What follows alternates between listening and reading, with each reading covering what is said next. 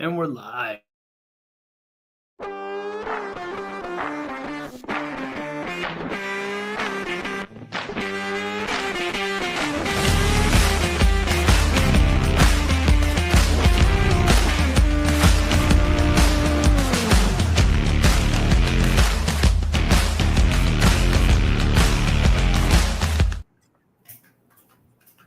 Good evening, everybody. Welcome to another edition of ILEETA Live.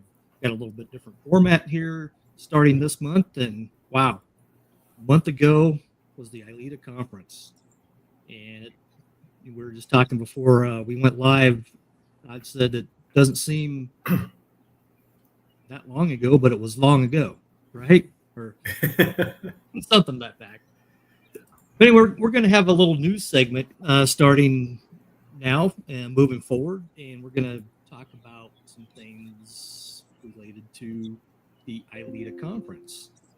And just a conference recap, 800 total attendees for the 6-day conference. I guess maybe closer to 850 when you count all the attendees, the instructors, vendors, staff, and all the wonderful volunteers that were there. And I asked Joe how many first-time attendees we had. 146 first-timers. So, yeah, we that's awesome. Very, very cool. Now, some of those, Brian, were first-time attendees but long-time members. So not all of them were brand new members. I don't know if I told you that. Yeah, all good. Yeah, very good. We had, the I in ILEETA stands for international. So we had representation from Canada, the UK, Germany, Italy, and Puerto Rico. Anybody else there, Joe? Do you know of, or is that it? That's it. Well, in the U.S. Yeah, the U.S. 572 hours of instruction in 6 days. That's a lot. That's some great, wonderful training hours. 5 armor certification classes, 10 general certification classes, 8 live fire courses. And then, awesome. Yeah, very cool. And every year we give some scholarships for some folks to attend, and we had 7 folks that received some those valuable scholarships that attended there. So kudos to all the folks that helped with the scholarships. Membership. We want you to go on to the ILEETA website, update your profile, make sure your contact information, email, phone, your state, your county, your country even is complete. We know maybe some folks did some lateral job hopping, and make sure you have your correct agency in there. If your membership is up for renewal, you can renew that online or call the ILEETA office, get a hold of Jenny. She'll take care of you and get that squared away. And then we have Joe, auto renewals this year. Is that something new? Yeah. So starting this year, you've got the option to opt out of it, but automatic renewals are now available. So you don't have to worry about being reminded. $45 a year for renewal isn't that much, but people often forget just because it gets, tucked in with everything else. And so by the time they remember, it's often lapsed. So that takes care of that. And that's only available for annual, right? That's not a 3-year. That is correct. Thanks, Todd. Yeah. Yep. Very cool. ILEETA Journal. Our deadline is coming up May 10th for the ILEETA Journal. We always love to have new authors writing for us. You don't have to be a member to write. So if you're watching this and you're not a member, as long as it's related to law enforcement training from an instructor standpoint, hey, give us, let me see. I think I got an email address here. You can, where'd that go? Journal@ileeta.org. There you go. There you go, journal@ileeta.org, or most of you know who the ILEETA editors are. You can reach out to one of us, myself, Harry, Avery, Dan Frazier, and Kim Schlau. Be happy to help you get published. And if you have questions, just reach out to any of us, and we'll get you published. Joe, you want to talk about corporate sponsorships? Yeah, so right now we are in the middle of this really good, thorough review on all of our corporate sponsorships. ILEETA member benefits are a huge part of why we are members, right? So we're going through all of that, but there are plenty of opportunities available for corporate sponsors. If you are in the space to provide resources, training, equipment, whatever to law enforcement professionals, but especially law enforcement trainers, consider ILEETA sponsorship. $600 a year is a phenomenal deal, and it enables you to reach all of our members, but also support the members of ILEETA in a variety of different ways. Member benefits. Anything new on the member benefits? So the newest one to come on was policetraining.net. They've rejoined us, and you probably saw them at the conference, but if you're a public sector trainer, or I'm sorry, private sector trainer, and you're advertising your training with them, you get a discount as an ILEETA member. You go to the ILEETA member benefits area of Wild Apricot, and all the information's there. That's the newest one, but there's still a bunch in there. Nice. And we just want to ask you guys out there watching us, ILEETA members, if you have any news or anything that you'd like to share, just reach out to either one of us, Joe, Todd, or myself. Email us, and we'd be happy to share that information. This is your organization, our organization. It's about you and about all the people that make this so valuable. So don't hesitate. If you got a promotion, something like that, just reach out and let us know. So I think we're gonna. If you guys don't have anything else, let's bring on our wonderful guest. Absolutely. All right, here we go. It is an Omaha native, right? Native? No, actually, I'm from Colorado. Oh, well, hey, I did not know that. Yes. So we have a lieutenant from Omaha Police Department. I think you are the third guest from Nebraska that we. I don't know how that keeps happening, Brian. I don't know. Yeah, they're making some great work members from Nebraska, but Queño Martinez, and we'll call you Q from here on out. You know, Q is easy to say than Queño. So, Q, go ahead and tell us about yourself for those that don't know who you are.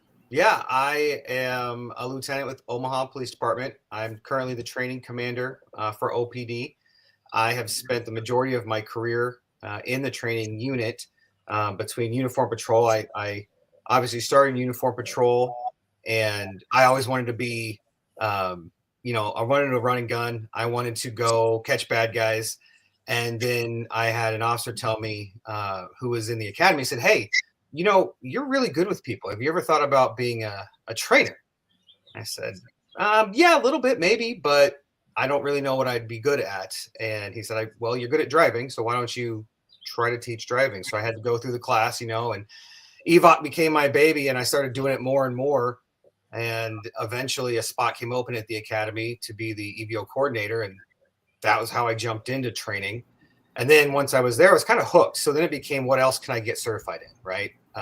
PepperBall instructor, Taser instructor, Firearms instructor, kind of everything that came up that I was kind of had an interest in. I decided, well, let me see if I can go ahead and teach that, right?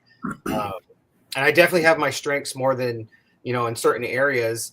But then it kind of grew into, I want to be here as somebody to help mold what kind of training that we have going on. So then after I got promoted to sergeant, went back to the street, I decided I'm going to put my name in the hat for our academy instructor, sergeant. And that was probably the best job I've had on the department, is being the sergeant in the training academy. I've got a lot of guys that say being a sergeant on the street is the best job. And I agree. Street sergeant is a fantastic job, but being able to actually take recruits from day one and get them all the way through your program, all the way through the academy, and have a direct hand in what it is that they're learning, to me, that was just so amazing. So I did that for a couple of years, but I also got some good advice from a friend of mine who's now a deputy chief for Omaha. She said to me, test early and test often. And so I did. I tested right away as soon as I could without thinking that I was actually going to necessarily get promoted right away, but I did. So I went back to the street, and they recently said, "Hey, we want you to come and run the training academy." And that is, to me, just the biggest honor, because now I get to mold all sorts of training and help my officers I wrote an article in the journal that was about advocacy and leadership. And my favorite phrase is, "Hey, I have an idea." So it's cool to be able to see what my instructors want to do, because they're the ones getting the feedback from the officers coming through, right? Not just the recruits, but the in-service training, the specialized training, and be able to take that idea and mold it into something that we can actually put in physically into the classroom or onto the range. It's been a great process. I love being able to go through this whole process from start to finish now. Yeah, that's awesome. Very cool. You've done some amazing things there at Omaha, and I think you had a class at the ILEETA conference talking about some of those things that have been implemented there at Omaha. Can you talk about some of those things from your class that you had? Yeah. So the course that I taught was about our mock precinct. And it's not that's another one of those things. Like, it wasn't my idea. I kind of helped mold this. Like I said, when we got this, it was a challenge. How can we improve our training? So our lieutenant at the time challenged us to take our training to the next level, take it to the next step. And the core guys that I have who came up with this idea, they said, we want to put recruits through what it's like to actually answer calls in a day, but we can't take them out of the academy. We can't just go put them in the car before they're graduated, right? We can't put them out in the real world before they're in the field training phase. So we sat and went to a whiteboard and actually designed the perfect, in our mind, perfect scenario-based training that can actually imitate life on patrol. So we have role players, we had civilian role players, we had people who were adjunct instructors come in and be role players. We set up our entire campus. We were very blessed to have an amazing academy, and we had our driving track became a place they could do traffic stops. We had our fire tower became a place that they could go answer a call like it was an apartment complex and they needed to go to a noise disturbance or they needed to go to a shots fired call. We had our classrooms all turned into real life scenarios based off of calls that we actually had on our CAD. We looked at all the calls that the officers go to most in some of the areas that they get the repeat calls at, and we took those exact calls off the street, off the reports, off the CAD data, and we implemented it so the recruits spent entire 8 hours being dispatched to calls.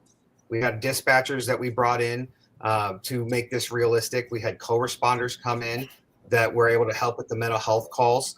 And we had our adjuncts being amazing role players, but also our staff was able to put on safety vests and follow these recruits to these calls and give immediate feedback. So as soon as they got done with the call, they were able to give a quick recap, what went well, what could have gone better, what in the recruit's mind could have gone better. And if they got stuck on something, they couldn't talk to the instructors right there. They had actual sergeants they could call who were role playing throughout the whole night.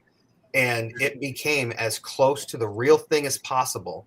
And the feedback we've gotten from the instructors, from the FTOs, once these recruits come back out to the street, and from the recruits themselves, has been nothing short of amazing, in my opinion.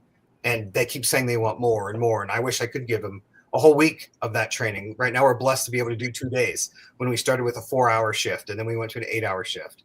So it's pretty awesome.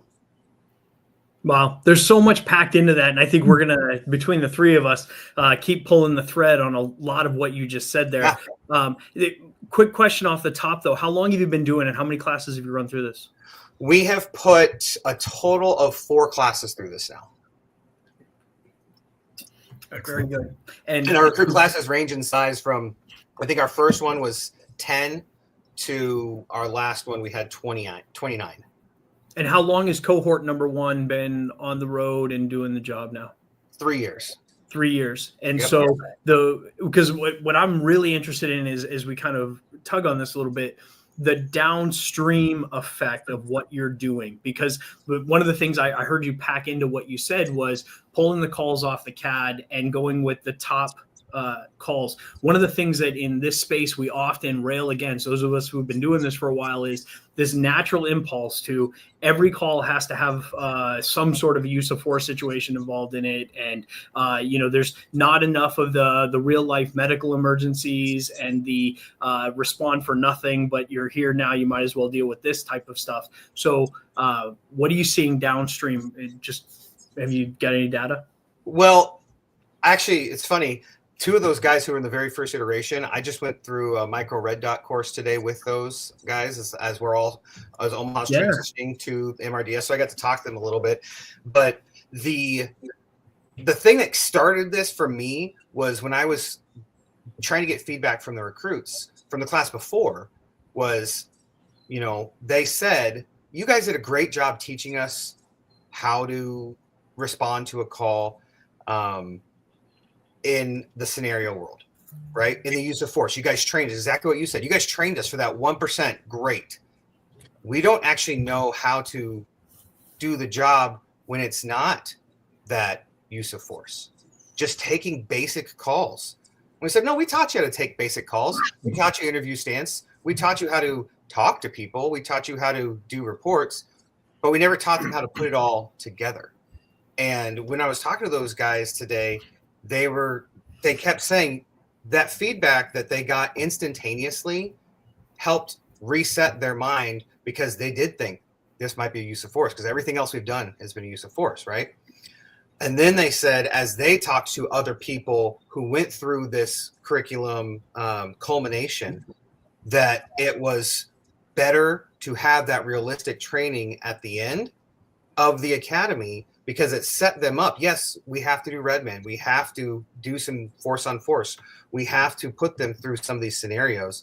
But the first time that they're actually dealing with a person having a mental health crisis isn't on the street.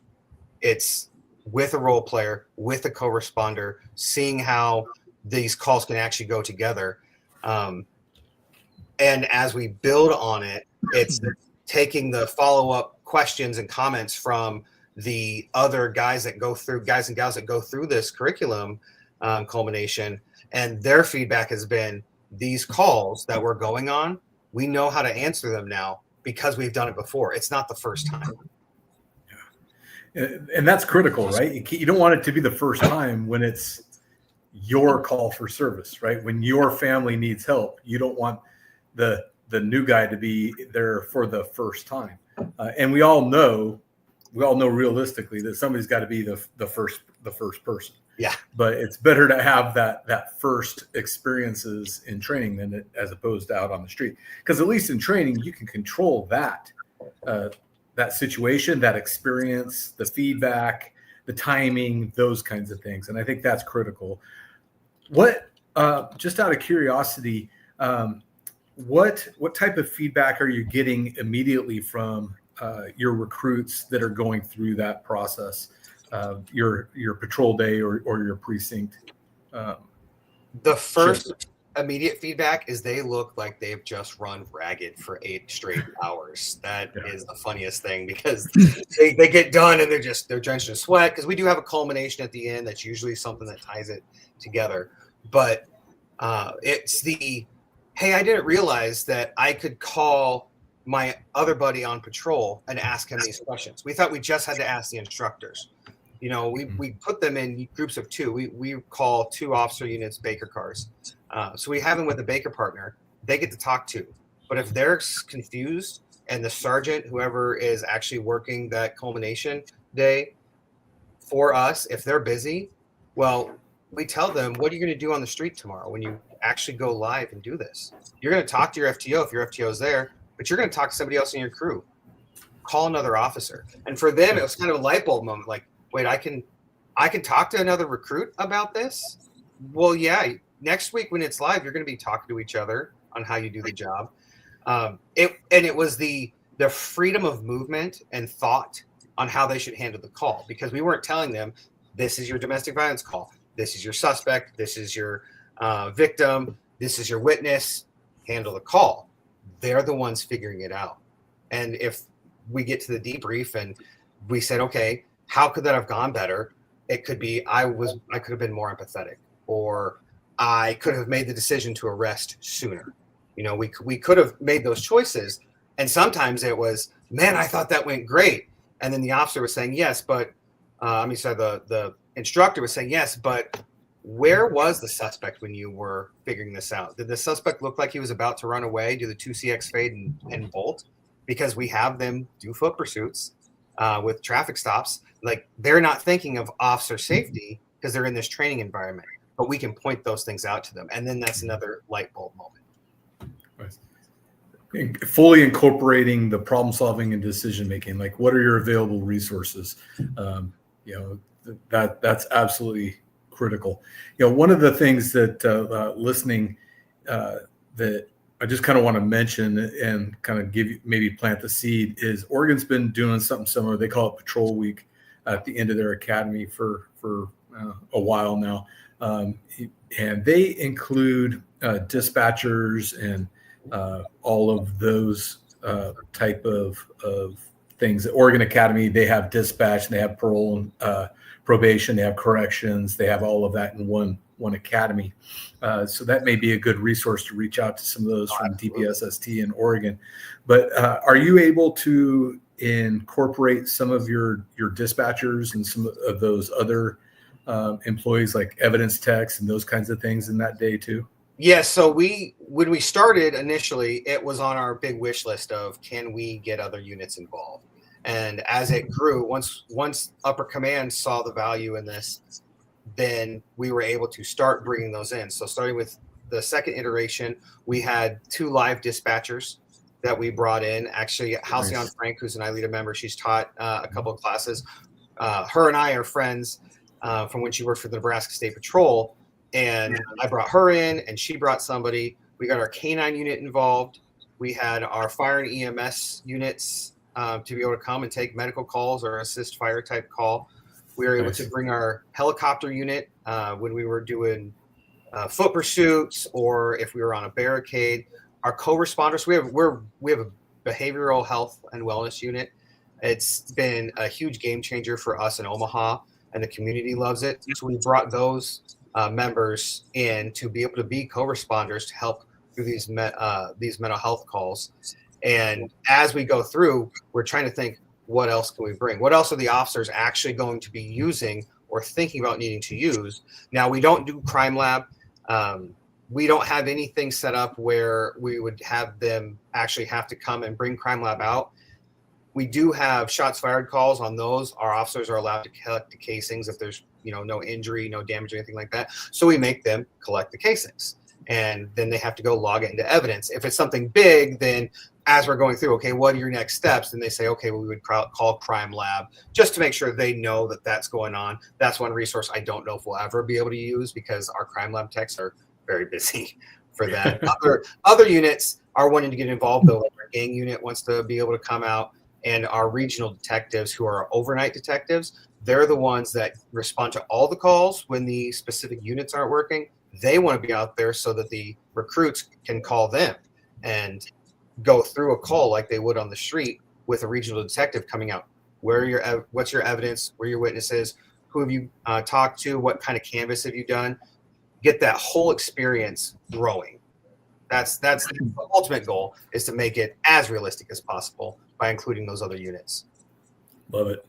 Now, how do you resist the urge to, because I heard we've got air, we've got, ISR, we got all these different resources. How do you resist the urge with only 16 hours to make it realistic but not overdone? Because I could see that happening so easily. Someone's got to be the editor in this. And so tell me about that process. We have sat down together and gone over what training value we want the recruits to get out. And we have those specifically written down, those specific types of calls we want to do. And one of our officers, Andy Bensala, he's in charge of our firearms program for the training unit. He is literally sitting in the back as the mastermind saying, we're going to do this call, we're going to do this call. He's kind of the one he's not out there running through this as a live role player. He's not out there as a coach. He's kind of like the man behind the curtain, keeping everybody in check. And he's got a great level head of the value of the training that we want them to have. So that's kind of how we do it. We set somebody aside to say, keep us in line. But it also comes down to talking to our role players, because I've been in scenarios where role players have kind of gone off script.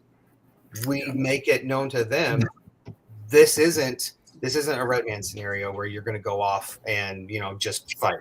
This is something that we want to make based as much in reality as possible.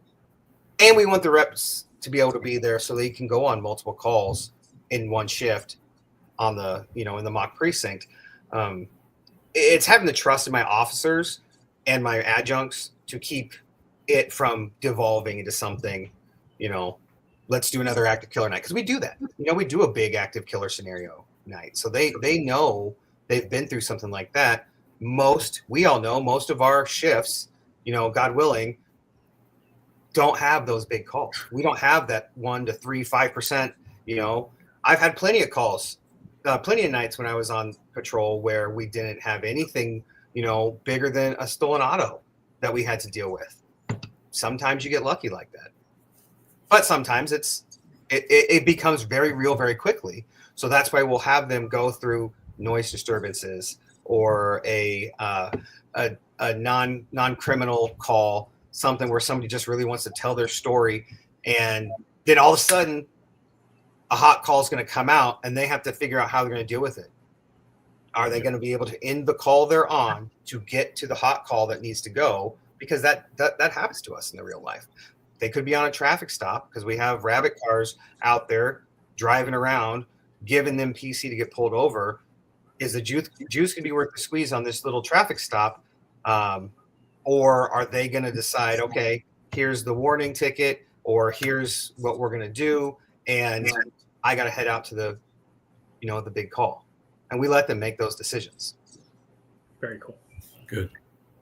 Was there any, when you were trying to sell this to your administration, was there any hurdles or bumps in the road that, for those that are listening that are thinking about putting something similar to this, some advice you would give them?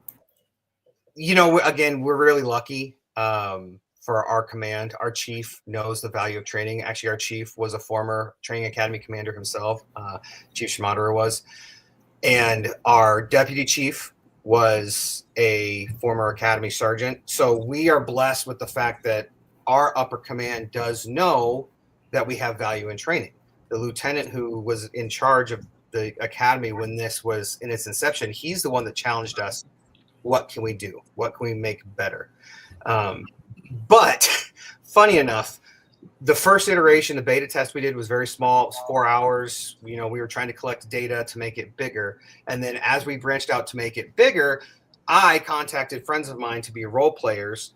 And it so happened that one of those friends was a reporter who thought this would be a great story. I'm going to talk to my command and see if we can do a story on this.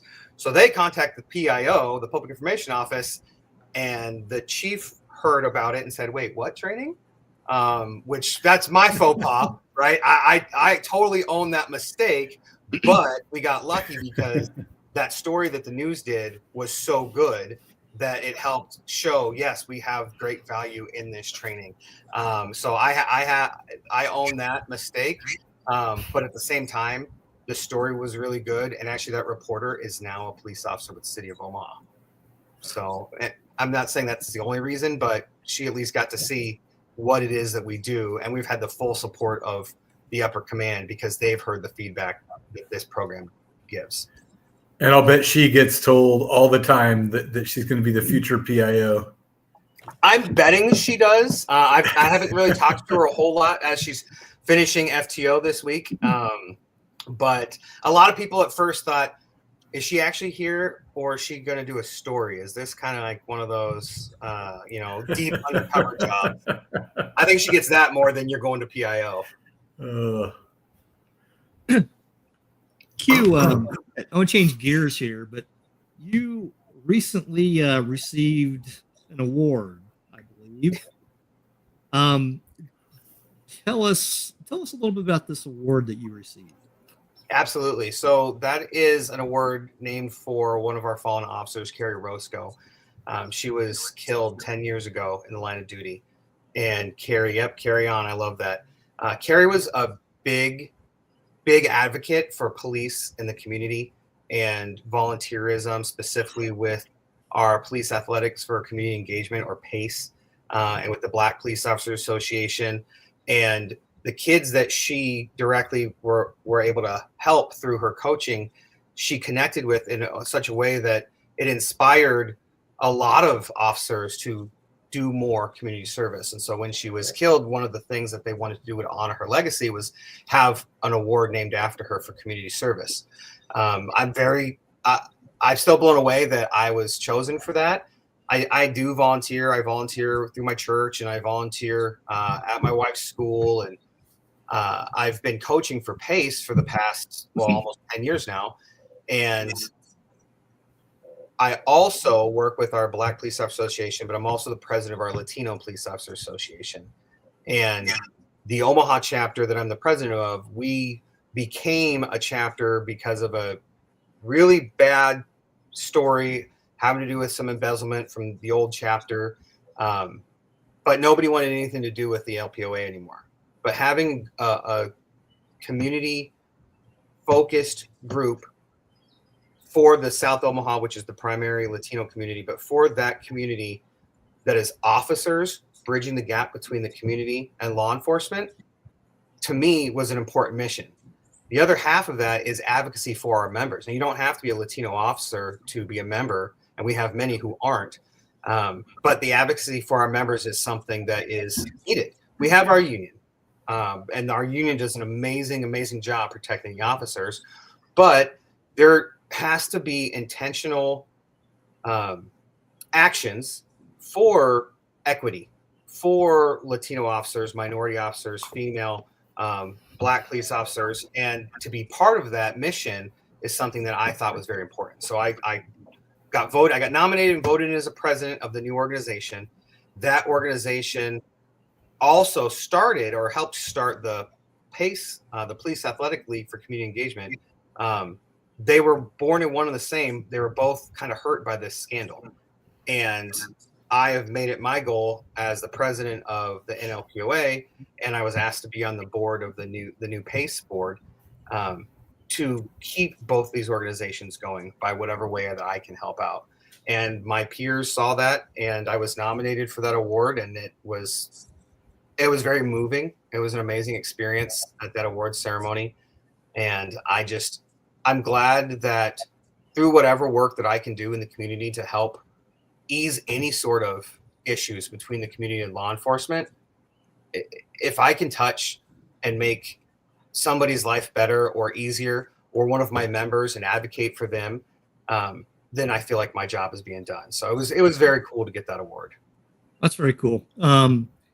Before this live ILEETA live tonight, I had a 45 minute conversation on the phone with a friend. Her name is Ellen Holtz. Oh yeah. And we had we laughed and we cried together. But she wanted me to let you know that she's proud of you, and Carrie is honored that you what's the words I see, that you received her award. That's awesome. So it was a very very cool conversation, very honorable conversation. Thank you. Yeah, Ellen's and she wanted me to make sure that I told you that you guys need to get together for lunch. Yes. Yes. Well, I feel so bad. So Ellen, in the academy, we also give out a Carrie Orozco Award for a recruit who has shown an amazing character, who also does volunteerism, makes community a part of who they are as a recruit, and we know they're going to make that part of themselves as an officer. So Ellen is there every year at the academy graduation to present that award, and I always feel so bad because she goes out to lunch with a couple of the officers, and I'm there finishing cleaning up. Right, once the recruits leave, I still have a lot of work I have to finish doing. So I will make it a point to make sure Ellen and I get to go out to lunch. Sounds good. And congratulations on such an honorable award, and very deserving. I know you've done some amazing things there at Omaha, and appreciate we're proud to have you as an ILEETA member for doing all those things. I'm proud to be here. I got to say, Joe, Todd, I've talked through this with Brian a little bit, but my first time at ILEETA was so transformational for me because I'd been to other conferences, but it wasn't conferences with educators who get excited about education of officers. Like I've taken many courses, but that was the first time that I felt like I had found my tribe of these specific mentality driven people who want to improve training, right? Just like Miles Cook always said, the end of the way we always done it.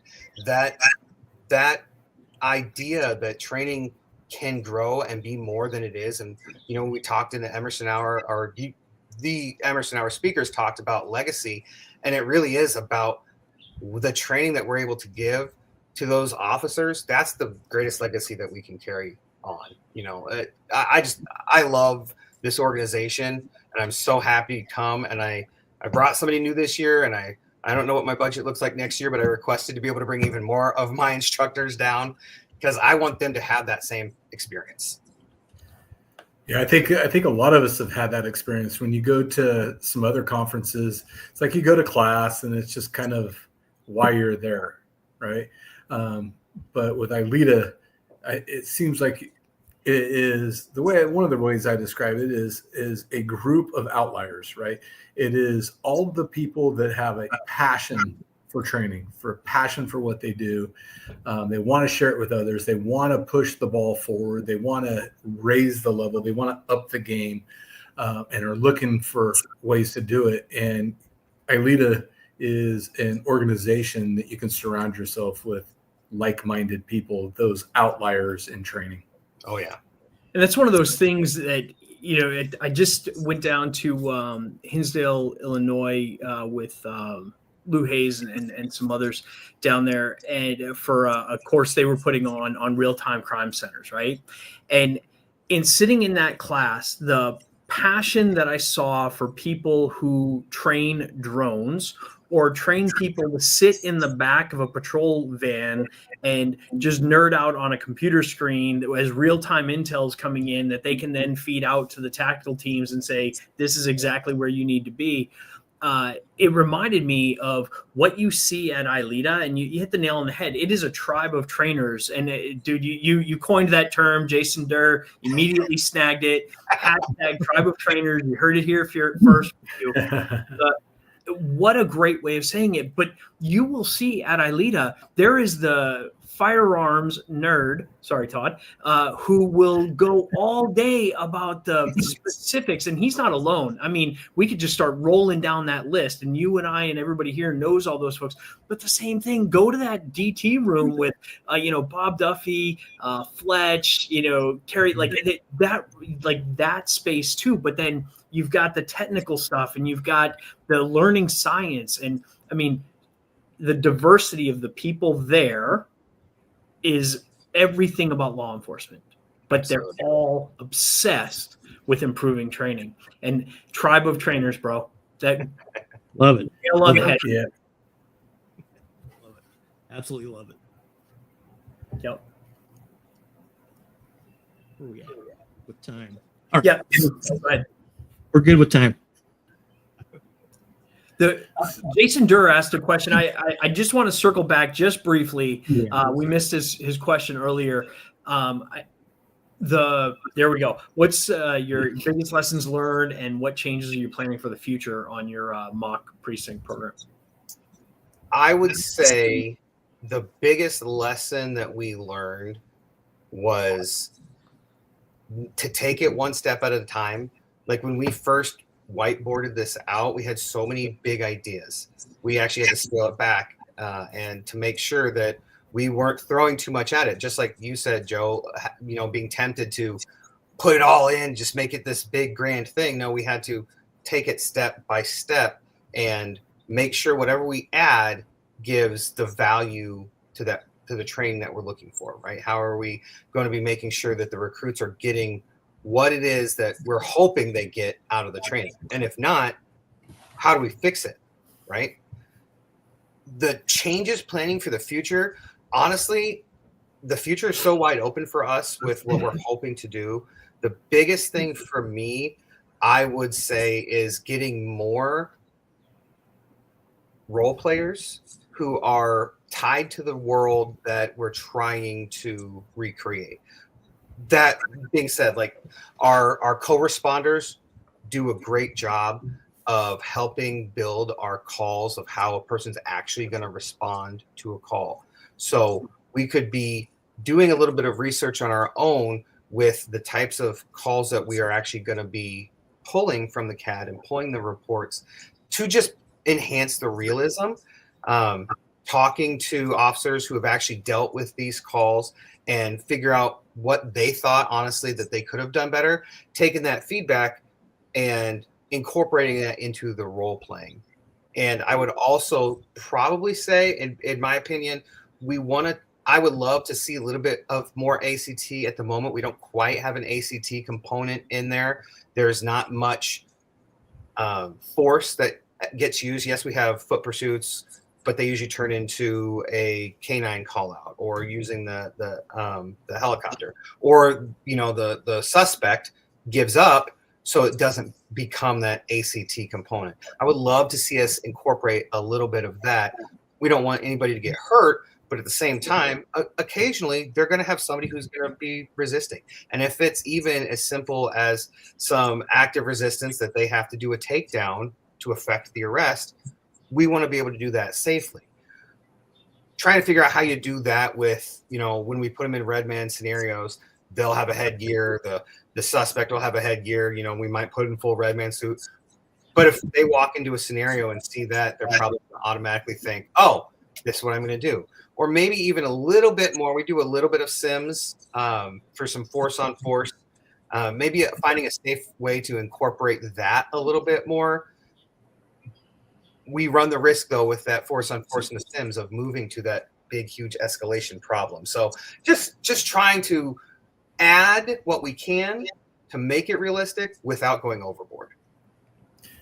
What are some of the logistical things that you've encountered with this that you can apply to the rest of your academy? Because I'm sure that there's anytime that you incorporate something new to you in training, there can be kind of a spider web of effect to other programs and just kind of the way you look at some of the other things that you've trained or how you train it. What are some of the other consequences that you've seen or expect to see downstream or upstream in other programs in the academy? First off, getting the other units involved. Like we have, the lawyers have to teach law here. We bring the DVE unit in to teach about domestic violence. We bring the child victims unit to teach about that. The homicide unit teaches their bit, but it's all classroom. Every single part of that is classroom. So if we can start incorporating some of the investigations and the role plays earlier, when they learn, okay, this is what a homicide, this is what you're expected to do. Okay, well, let's go and lab it. Let's workshop it. Let's take it out of the classroom and have them walk through a homicide scene. When we deal with these mental health calls, they go through mental health first aid and they get some great training. We don't have the time sometimes to do actual lab work on that. Yes, they'll have a certain amount of role plays that they have to do. They have a certain amount of hours that has to be out of the classroom, but it's kind of been handled in-house. So we're doing a great job bringing all these units in at the end. Let's bring them in the middle when we actually have this live feedback that we can give. So kind of like some go from the classroom to like a mini practical scenario. Mm-hmm. But maybe if it's not like necessarily a scenario, but like, let's say your homicide guys, bringing in your person detectives, setting up a crime scene. You go from inside the classroom, going outside. Okay, this is kind of what it would look like as far as perimeter, as far as crime logs, as far as what we're asking you to do. And this is what happens inside the tape. Yep. Type of thing. Absolutely. Jason's a primer scenario day. I like that, Jason. Our homicide unit is taught by Captain Jeremy Christensen, and watching him break down a scene is fantastic. I would love for the recruits to be able to be in a scene with him, that we set up ourselves, and then he can walk through and physically point it out. That's a great question from Ian there. Yeah. Take a look at that.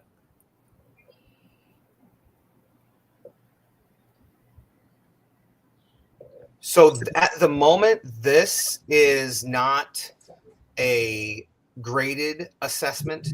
This is the last part of the academy. The only thing that they have left is the comprehensive exam. We had talked about creating a rubric for a pass-fail, but it was more, we kept telling them throughout the academy, we want you to make mistakes in here. We want you to make mistakes in the academy before it's live. So this is kind of that, here's your chance to get a mulligan to make a mistake while you're doing an investigation or handling a domestic violence situation, instead of instead of escalating the situation by your tone of voice or what you say on the street. If you make that mistake in the academy, you might have that rep in your brain already next time where you're on the street and you're live and you go, wait, I said this and that led to an escalated situation. Let me check myself now that I've already been through this mistake, and then change what happened, change the trajectory. So we do not have it as a graded assessment. It's not a pass-fail sort of thing. It's if they make the mistake, let's get the instant correction, and then let's give them a chance to rep it a second time if it is a bad enough mistake. So I've got two quick questions for you. Oh, go ahead, Todd. Sorry. I just like the idea of giving students an opportunity to fail safely. Creating a culture where they can be experimental, where they can try different things out without fear of those other type of repercussions kind of holding them back. I think it's one of the things that culturally we've fallen into. Everything has to be evaluated and graded and recorded long term. We don't give people an opportunity to be experimental. So it's one of the reasons why we always do what we've always done. Right. Absolutely. Have you thought about adding this into in-service in any way, making this a part of continuing training? It has been talked about. Our in-service, a lot of times we have state requirements that we have to hit every year. Sure. And then we have the feedback from the upper command on what they want to see. We have been incorporating what the officers want to see. We've had a huge focus in search and seizure the last year and a half for our in-service, because that was what the officers were wanting. We have not had that discussion of, can we put something like this in the in-service training? And I'd be interested to see how that would go, because we all know sometimes when you're forced to be at that class, those officers going through in-services aren't necessarily going to be the ones that are going to be stepping up to the plate and taking their role play seriously. I think, however, if we could get the culture changed enough on what they're seeing in service, that they know it's not going to be death by PowerPoint, and they can see that measurable, success that they can get out of the training, I think you're onto something. Because for us, the biggest thing lately is officers are happy to come to in-service when they've been able to control what it is that we're teaching by what they say that they want. Absolutely. And those scenarios that are driven by their requests and a deeper level of training and the safe to fail environment. And like Dwayne said here, lecturing isn't training, right? It's just providing information. So so much to that. And thanks for sharing that. And I didn't mean to put you on the spot there. The other question I had was about your role player calibration. Ray Merlin and I have been having several conversations about this in this space. That's, one of the specialties that he has, and one of the spaces he spends a lot of training. And when we look at that calibrating of role players and making sure they don't go off script, and there's so many people at ILEETA who are truly committed to improving that.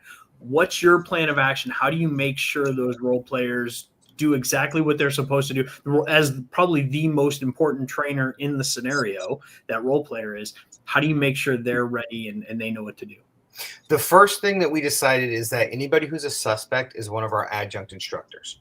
We don't let the civilians that have been role players be the suspect in the situation. Now, that has worked for the most part. The one detriment to that is when the recruit sees Officer Smith, who they've dealt with on multiple scenarios, because he's always somebody that comes out in the ACT world, they already have that connection with that officer. So we try to bring out some of our field training officers who aren't necessarily our constant role players, to give them the ability to be the suspect, but it's already an officer. One mistake we learned, and I didn't mention this because I had forgotten about it until you just asked that question, is one time we gave our civilians a little training on what it is we expected from them. And we gave our officers a training on what it is we expected from them as role players. And then we didn't have them meet until they went out and did the training together. They were role playing these scenarios, for the next 6 to 8 hours without actually being trained together. So that was something that we fixed. Then it became, okay, let's bring everybody in a little bit earlier so we can give this setup for you, give this setup for you. Now let's all meet and talk about how we're going to affect this so that nobody goes off script, so that nobody's confused and everybody knows their role. That was a mistake that we learned that we were able to then change the next implementation. Yeah. We've got about 9 minutes left, and Joe, if you want to, if you allow me, I want to go into segment 4, the reminders, and then bring back Q for just final thoughts. Yeah. Right. So we have just some reminders to give out to everybody. May 10th, again, our journal deadline submissions, journal at ILEETA.org or one of the section editors. June 1st, the instructor proposal opens for 2026. It's hard to say 2026 right now. I know. 2026 ILEETA.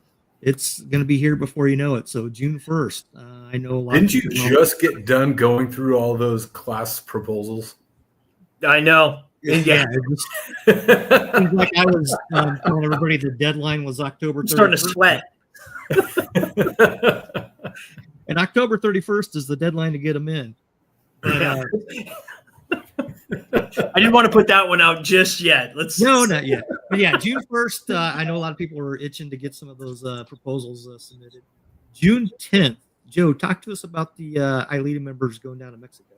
Yeah, so we were reached out to by the CIPE conference. It's a protective services conference in Mexico, and it's a fascinating situation down there where law enforcement does a lot of protective services work, and they put on an annual conference and had reached out to us to see if there were some instructors who could talk specifically on the mind, body, spirit connection and the importance of wellness, and kind of demonstrate some of the capacity of what our ILEETA cadre, the membership, rather, I don't want to say cadre, what our membership represents and can present on. And so joining them, there's several instructors that'll be down there from Force Science as well, numerous other ILEETA members in attendance, but also presenting from the stage. I think they've got about 35 different presenters. And so 3 of our presenters will be down there. Jeff Johnsgaard, Megan Brown, and Mike Murata are all going to bless the stage with their presentation. So we're wishing them the best, and it's been an exciting adventure as we get ready to see them off down there. So June 10th, they'll be in Mexico City.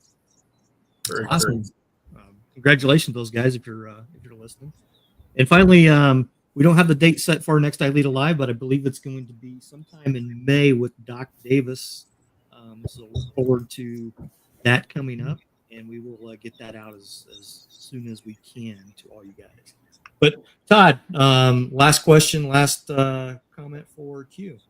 Yeah, so Miles sent me a text here a few minutes ago saying that he believed that you may have rescued somebody from a burning car here recently, Q. Yeah. Right place, right time. I was on the overnight shift as a lieutenant, and I hate being in my office all night long. So I make sure that I get my work done and get out and go on patrol. And, it's not trying to show my guys anything new. I like to learn from them. But this was one night where we didn't have a whole lot going on, and a call came out for an assist fire. And usually it's, oh, I'll go take the place of somebody so we can block the road. And I showed up before fire got there, and there was a vehicle on fire that was outside of a shelter, and 3 gentlemen inside had tried to light themselves a campfire in their car, and it did not go well. And when I showed up, the car was fully engulfed, and there was a guy on the ground. They had tried to use alcohol to kind of make a Casterno can, and I didn't know it was an alcohol fire at the time, but I ran up there. I only had time to get one glove on, and I knew that this car was about to explode, and had to pull him away, but then also put him out because he was on fire all the way up to his midsection. So I got a coat. So I yelled for somebody to throw me a leather coat, and I was able to use that to extinguish the flames, and then keep pulling him to safety as the car exploded a couple of times. It happened really fast, but it was, like I said, right place, right time. Any of my guys would have done the same thing, but I was glad that, God put me in where I needed to be that night so that I could help that man. Nice. Nice. Well Joe, done. Good job. Thank you. Joe? Yeah. So, hey, I don't know so much as that I have a question other than to say thank you for everything you've done. It seems like you've been in the right place at the right time and have done some tremendous things. It sounds like across, creating culture in the organization, some of the things you're doing advocacy wise, and then right there, on scene leadership stuff. So keep doing what you're doing. You represent ILEETA in the absolute best possible way, man. I appreciate that, Joe. Really do. I echo what Joe said. I mean, I've followed your career the last couple of years, and you have excelled honorably to to the rank of lieutenant. I've got several friends in Omaha, and good friend Keith Williamson. He spoke highly of you, and just keep doing what you're doing, and you're going places, man. I appreciate you're going places. So I'm going to throw it back at you and give you the final thoughts in the last couple of minutes of the ILEETA Live tonight. I would just have to say, to anybody who's watching this now live or it's going to watch it later, if you have thought about becoming involved in ILEETA through writing for the journal or putting a proposal together to do it, I tell you, I had butterflies. I was nervous. I was talking to Brian before that because the teaching for the first time this year, when you teach a classroom full of recruits, they have to listen to you. When you teach it in service, some of them listen, some of them don't.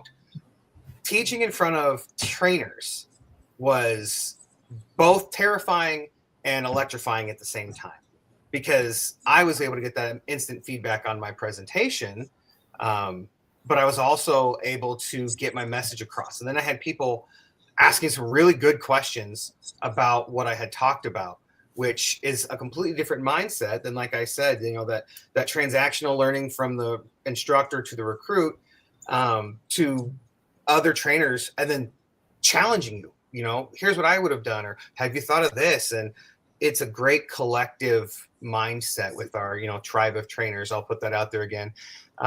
So get involved, write your story, submit it to the journal, put your presentation idea on paper and send it so Joe can, there you go, send it so Joe can review it. And if you get selected, spend the time on your presentation, because one of the great things about that is when people come to your class, it's because they're interested in what you might have to say.